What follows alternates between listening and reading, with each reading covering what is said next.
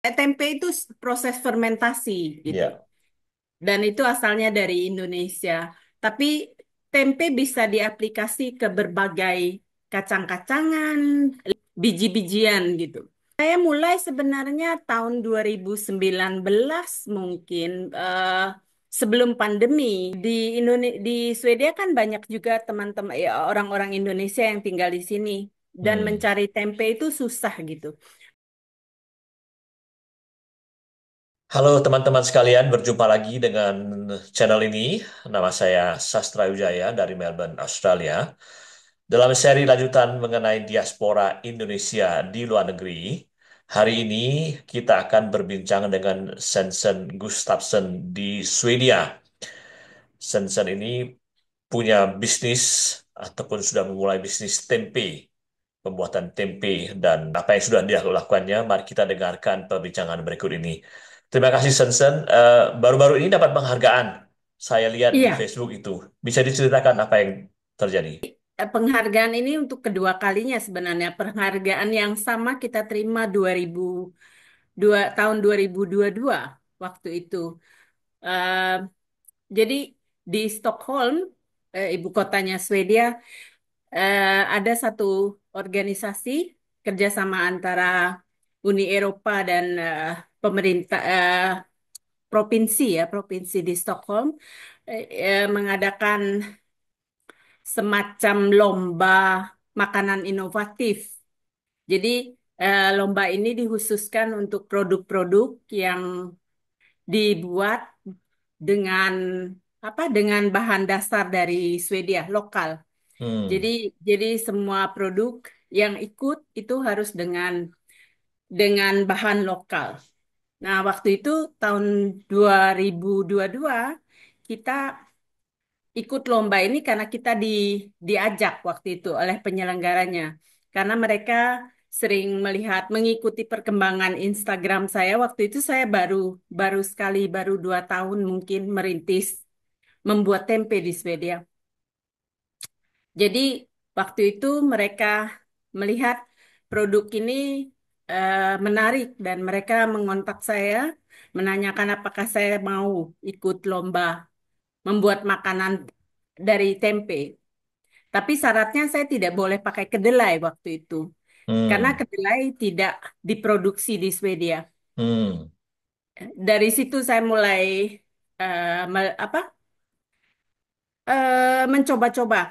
mencoba-coba berbagai bahan kacang-kacangan yang tumbuh di Swedia.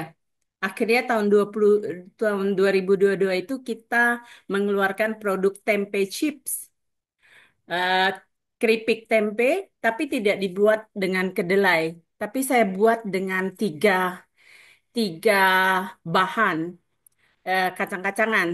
Itu kacang hitam, kacang polong hijau, dan lupin namanya. Lupin itu Hmm. satu keluarga dengan kedelai, warnanya kuning orange. Jadi eh, kombinasi chips kita waktu itu bagus sekali warnanya. Jadi ada hitam, ada kuning, dan ada hijau. Dan ternyata enak gitu. Jadi kita tahun 2022 mendapatkan dua penghargaan sekaligus. Penghargaan dari juri sebagai produk terbaik dan juga penghargaan dari eh, pemirsa ya, customer yang saat itu hadir dan bisa memilih.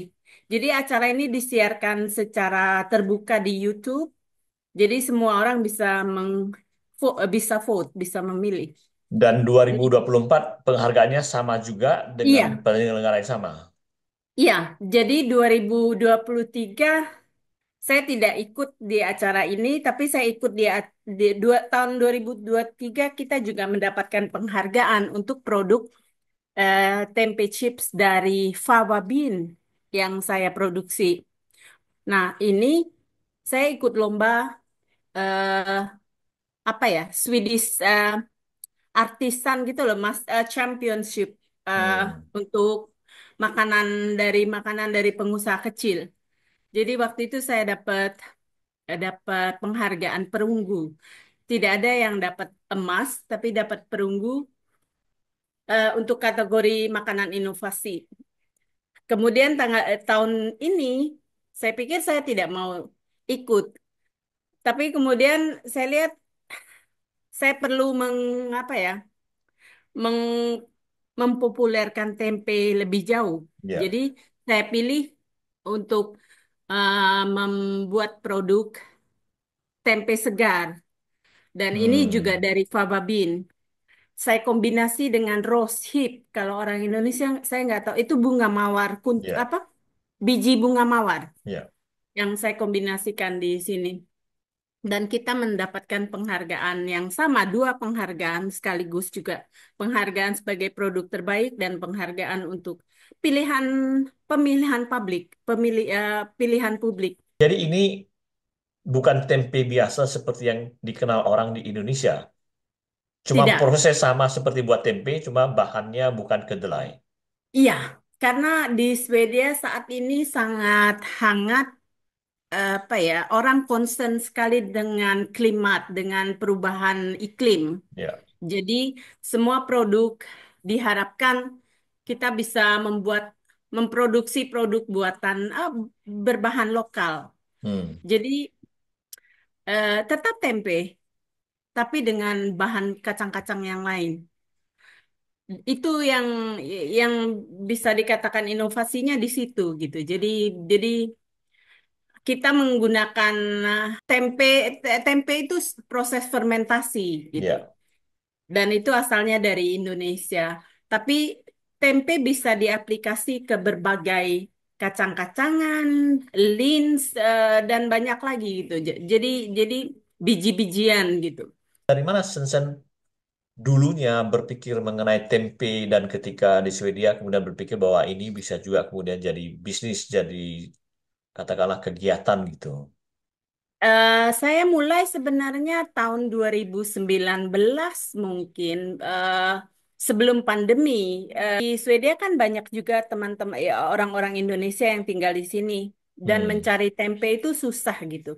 Ada tempe yang dijual di toko-toko Asia itu biasanya datang dari negeri Belanda Hmm. dan biasanya itu sudah dipasturisasi. Dipasturisasi artinya sudah dihangatkan, dimatikan itu jamurnya. Ya. Jadi rasanya pun agak berubah. Nah, ada teman-teman yang saya kenal tanya, siapa yang bisa bikin tempe di sini? Nah, kebetulan waktu itu saya dapat kiriman ragi tempe dari keponakan saya. Saya coba-coba gitu. Saya coba-coba bikin, terus ternyata buat saya tuh menarik karena banyak eksperimen. Saya bereksperimen dengan macam-macam gitu. Dan banyak teman yang tertarik untuk memesan. Jadi kemudian muncul ide saya. Masak tempe ini kan masalahnya adalah daya tahan ya. Daya tahan tempe itu Ya. sangat singkat. Karena itu kan apa bakteri yang hidup gitu, jamurnya hidup. Jadi kelemahannya adalah em, daya tahannya pendek, maksimal 1 minggu. Lalu kalau ada yang mau pesan, bagaimana gitu? Kan susah. Kemudian saya bereksperimen lagi. Jadi saya coba dengan bermacam suhu lah. Dan kemudian saya juga kirim ke banyak orang. Di seluruh Swedia, saya mulai dari utara ke selatan. Kalau ada teman yang mau, saya kirimkan pakai pos. Disitulah muncul kemudian ide bisnis saya. Gimana kalau kita bisa kirim tempe dengan pos? Itu belum pernah Hmm. dilakukan di Indonesia waktu itu. Tapi di sini saya coba gitu. Awal-awalnya saya tidak terima apa ya? Saya tidak teman-teman yang terima ini tidak membeli. Mereka hanya mengganti biaya posnya saja. Hmm. Saya Oke. sudah senang kalau mereka terima, terus kemudian mereka kirim foto ke saya, tempenya bagus, lalu bisa dimakan. Jadi saya mulai itu apa eksperimen saya mungkin sampai sampai hari setahun kali. Jadi saya kirim aja siapa aja yang mau tempe saya kirimkan, mereka ganti ganti biaya posnya aja. Jadi waktu itu belum komersial, kira-kira Belum disebutannya ya. komersial, Tapi sekarang belum komersial. 2024 sudah komersial atau belum? Ya, tak ada. Jadi kita mulai tadinya saya mulai hanya sebagai bagian dari hobi dan kemudian saya bikin perusahaan sendiri yang namanya apa ya? Perusahaan perorangan atas nama Hmm. saya sendiri. Ketika saya lomba 2022 itu masih atas nama saya perusahaannya, atas nama perorangan. Kemudian ketika kita menang 2002, itu antusiasme orang tuh luar biasa. Saya belum pulang dari tempat perlombaan, itu sudah banyak sekali butik-butik yang mau menjual. Hmm. Gimana caranya kita menjual produk Anda gitu. Hmm. Jadi saya kewalahan juga waktu itu karena saya masih bekerja dari rumah. Saya kan masih kecil-kecilan, home industry yang Ya. yang sebagian besarnya adalah hobi. Jadi waktu itu kita menerima banyak sekali em, antusiasme toko-toko yang mau menjual. Satu perusahaan, satu toko supermarket besar di Stockholm langsung kita mau jual produk Anda gitu. Tapi terpaksa saya waktu itu bilang tidak bisa karena saya nggak punya kapasitas untuk mulai masukin produk ke mereka. Jadi lumayan lumayan lama. Setelah itu baru tahun 2003 saya memutuskan, oke, kayaknya ini em, apa bisnis ini meyakinkan gitu, semakin terbuka dan semakin banyak orang tertarik dengan tempe. Tahun 2003 saya mulai 2023 maksudnya, mendirikan, sorry. ya 2023. 2023 saya mendirikan perusahaan terbuka bersama Ah, suami dan anak saya. Jadi ini apa namanya? Kalau bahasa Swedianya aksi bulog lebih besar daripada perusahaan perorangan. Jadi kita mulai Januari 2023 kita mulai mulai kemudian saya juga mulai serius menekuni mencari tempat untuk calon pabrik gitu. jadi sekarang Jadi ini yang diproduksi tempe chips atau tempe seperti Indonesia Segar itu? ada dua, jadi sama-sama berjalan beriringan. Jadi sekarang saya tempe chips itu core-nya kita itu seperti apa ya?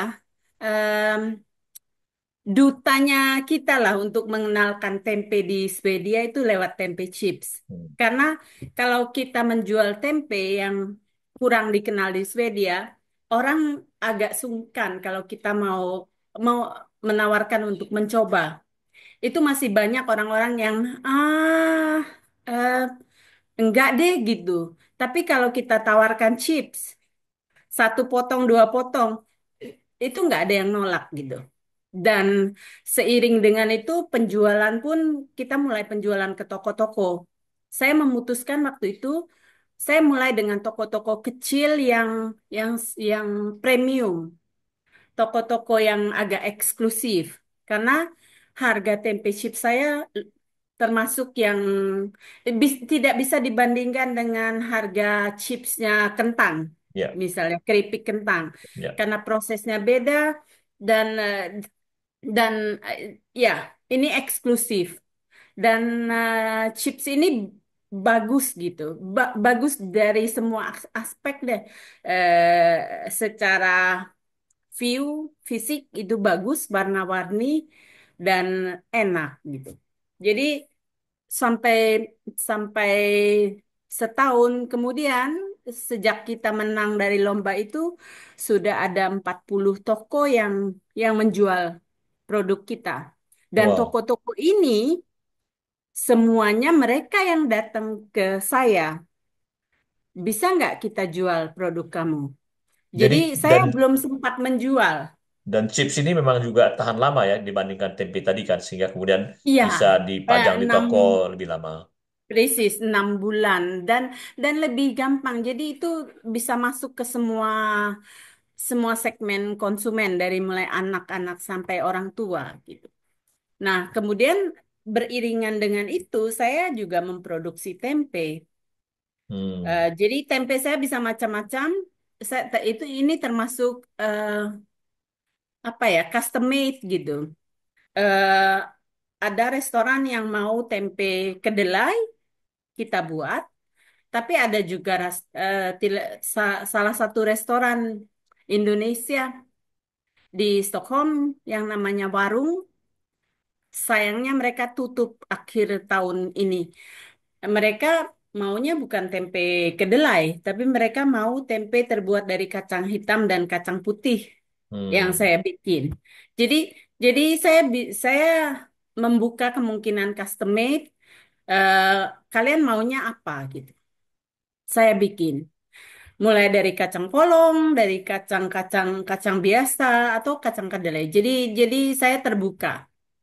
Sekarang Nah, bagaimana skalanya industri setelah komersial ini? Sensen masih bekerja sendiri atau sudah ada katakanlah orang lain di luar yang menjadi pekerja atau bagaimana? iya, saya juga masih kerja di tempat lain. Saya saya saya mungkin Mas Sastra juga agak paham bagaimana kehidupan di Eropa ya, di Eh, kehidupan di sini. Eh, sejak apa?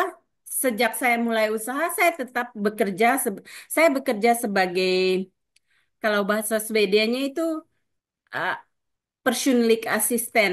Mungkin itu semacam home care ya. Home ya. care kalau untuk.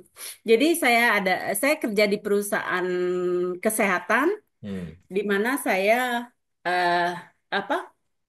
Mengurus pasien yang tidak bisa, tidak iya, yang sakit, yang cacat. Hmm. Jadi saya bekerja malam sampai pagi. Jadi Hmm. Oke. rata-rata jam kerja saya itu sampai sekarang ini sekitar 15 6 jam 16 jam saya kerja di sana pada malam hari dan pagi saya kerja di perusahaan saya. Kenapa saya lakukan itu? Karena saya mau ada safety. Karena saya mau yakin betul ini perusahaan bisa berjalan. Karena berat.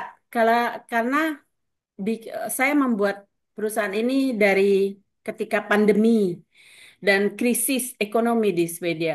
Jadi kita nggak gampang minta pinjaman ke bank. Nggak ada bank yang mau eh, kasih pinjaman ke orang yang baru memulai usaha. Ya. Itu mungkin fenomena yang umum. Jadi saya pikir, oke, kalau bank tidak mau kasih pinjaman, saya harus usaha lain. Nah, saya tetap pegang kerjaan saya yang lama. Ini untuk safety saya aja. Jadi saya tidak perlu mengganggu perusahaan yang baru saya rintis. Hmm. Tapi dari segi waktu, apakah pembuatan tempe chip itu dikerjakan oleh mesin dalam arti mempermudah atau masih memerlukan keterlibatan Sensen sangat intensif di situ? Iya, saya kerja sendiri. Saya kerja Nah, sendiri, tapi sekarang saya sudah punya satu karyawan. Untuk punya satu karyawan di Swedia itu luar biasa susahnya dan itu mahal. Itu hmm, mahal. Jadi jangan jangan bandingkan dengan usaha mungkin tempe di Indonesia yang bisa eh, eh, 10 orang, 5 10 orang yang kerja. Jadi saya bekerja sebagai dirut, direktur utama, saya bekerja sebagai penjual, saya juga bekerja sebagai apa? Yang mengirim barang-barang, saya hmm, juga bekerja ketemu banyak orang gitu. Jadi jadi all in one. hmm, Suami saya membantu hal-hal teknis dan anak saya yang perempuan dia sambil kuliah dia bantu kalau kita pergi ke apa ke ada pameran atau sejenisnya atau ada market-market biasanya dia bantu. Tapi saya keseluruhan saya kerjakan semua sendiri. Nah, tahun 2022 ketika kita menang lomba dan antusiasme orang banyak, saya optimis sekali. Oke, sekarang kita harus bikin production line yang otomatis. Ya. Tapi itu kan biayanya luar biasa. Hmm. Kita kita deal, kita bicara dengan pabrik di Cina. Oke, kira-kira untuk automatisering, untuk produksi yang bisa otomatis, mesin penggorengan dan segala macam, kita waktu itu bisa bisa beli sekitar 1,5 juta harganya, 1,5 juta kronor Swedia. Dan itu kan biaya besar. Saya pikir saya bisa pinjam uang di bank, ternyata Satu tidak setengah bisa. juta kronor itu berapa kira-kira dalam rupiah? Dalam rupiah mungkin berapa ya? Kalau itu dikalikan sekarang 1.600-an satu Oh, krunurnya. 1 miliaran lebih juga ya Iya, iya. Jadi itu hanya biaya biaya mesinnya saja, mesinnya belum ya. biaya transport dan segala macam gitu. Jadi saya waktu itu terlalu optimis dan sebenarnya mungkin bisa kalau kita mau memasukkan orang lain sebagai Iya. investor. Cuma saya waktu itu belum mau membuka ini karena saya lihat saya harus meyakinkan sendiri dulu apa arahnya mau kemana gitu. Jadi Hmm. jadi tapi kemudian saya pikir itu blessing in disguise juga gitu. Saya pikir oh ini bagus juga. Jadi menyadarkan saya untuk bisa kerja lebih keras lagi dan berkembang secara organis. Sekarang prospek ke depan bagaimana setelah mulai mengerjakan ini? Apakah optimistis bahwa ini akan bisa lebih berkembang Oh, lagi? bagus. Iya, iya, bagus sekali. Karena tahun 2022 pun kita sangat apa ya? Antusiasme orang Swedia itu sangat besar. Kita waktu itu diundang eh, di acara resmi pemerintah ada raja di situ ada ketika ini ini dianggap benar-benar inovasi gitu. Inovasi makanan yang bagus yang apa yang bagus sekali karena menggunakan menggunakan bahan lokal. Itu yang mau digiatkan oleh pemerintah Swedia. Jadi jadi bagus sekali dan dari tahun ke tahun sangat bagus. Makanya 2024 saya berani ikut lomba lagi dan dan dan ternyata benar tanggapan orang itu bagus. Lomba ini itu bukan hanya jurinya itu banyak sekali. Jadi ada 3 grup juri yang ikut menilai sebuah produk gitu. Juri yang juri rasa kalau kita sebut. Juri rasa itu koki-koki terkenal Swedia.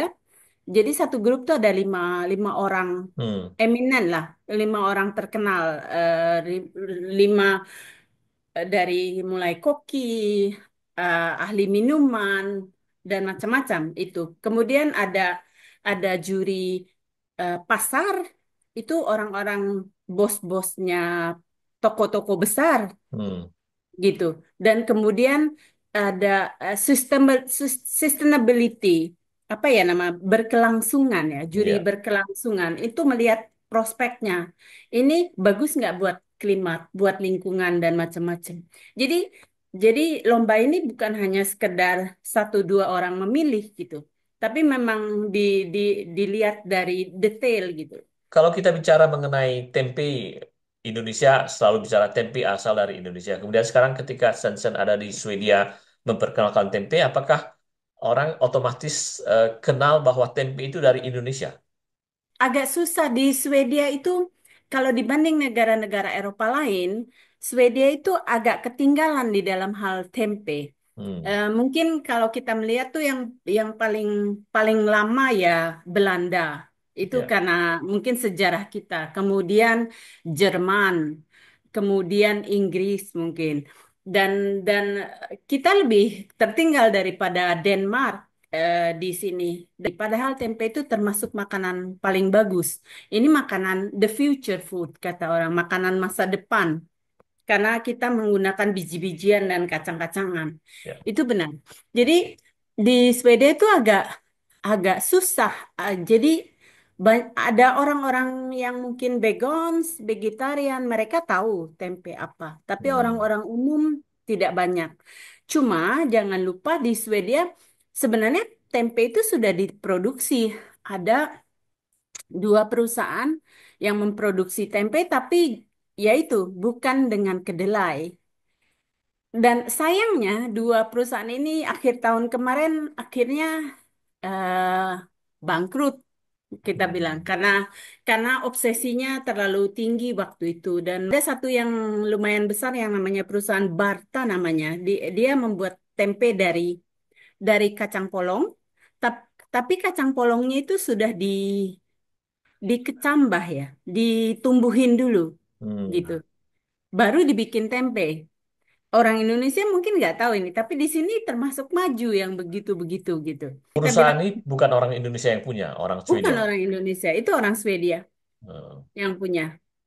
Jadi sekarang saya sendiri menguatkan ini apa apa kita tuh the original gitu. Kita bikin tempe dengan metode tradisional Hmm. Indonesia karena saya punya punya akar di di Indonesia gitu. Dan memang bukan saya saja yang bicara mungkin bahwa kualitas tempe kita memang sangat bagus gitu. Pengalaman Sensen, Sensen dulu wartawan di Indonesia.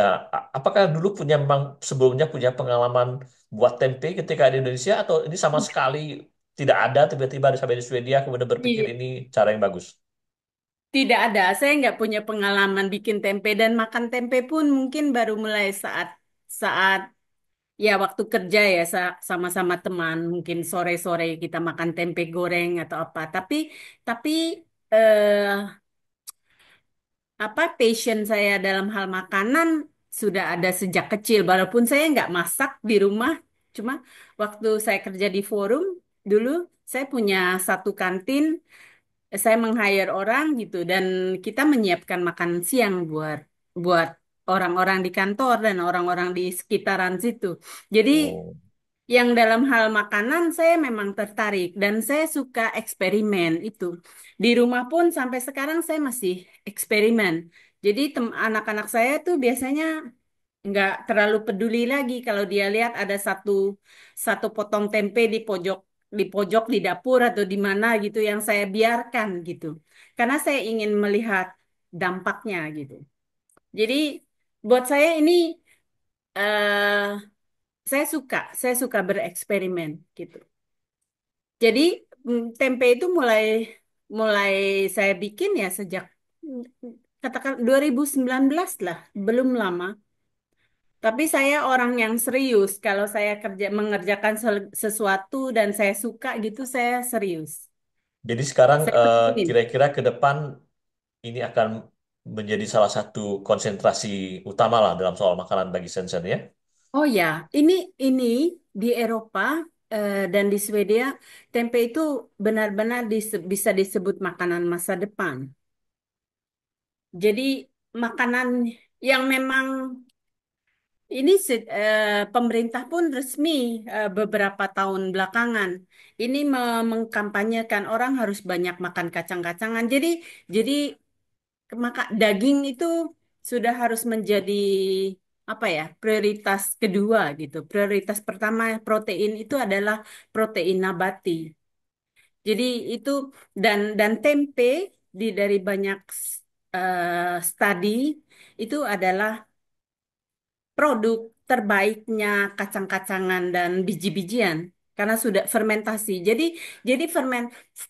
proses fermentasi itu sekarang banyak studi yang menyebutkan apa khasiatnya gitu loh, khasiat yang baik dari hasil fermentasi. Makanya makanan-makanan dari Korea seperti kimchi segala itu, miso dari Belanda, dari Jepang itu mendapat perhatian bagus. Nobel tahun ini, Hmm. Nobel tahun ini menu menu makanannya, menu makanannya itu salah satunya adalah biji-bijian yang sudah dipanaskan. Jadi jadi sekarang itu makanan yang diproses dengan bagus dengan fermentasi dan itu bio bioteknologi istilahnya kalau di itu menjadi perhatian banget di sini. Dan Oke, tempe punya tempat, makanya saya sangat optimis. demikian tadi perbincangan kita dengan Sensen Gustafsson di Swedia mengenai industri ataupun pembuatan tempe yang dilakukannya. Mudah-mudahan terus berkembang, Sensen. Terima Iya, kasih atas kesempatan berbicara ini. Eh, terima kasih. Teman-teman sekalian, silakan subscribe ataupun berikan likes dan komentar untuk channel ini. Saya sering dan banyak akan berbicara mengenai diaspora-diaspora Indonesia di luar negeri. Sampai jumpa lagi, Sensen. Terima kasih.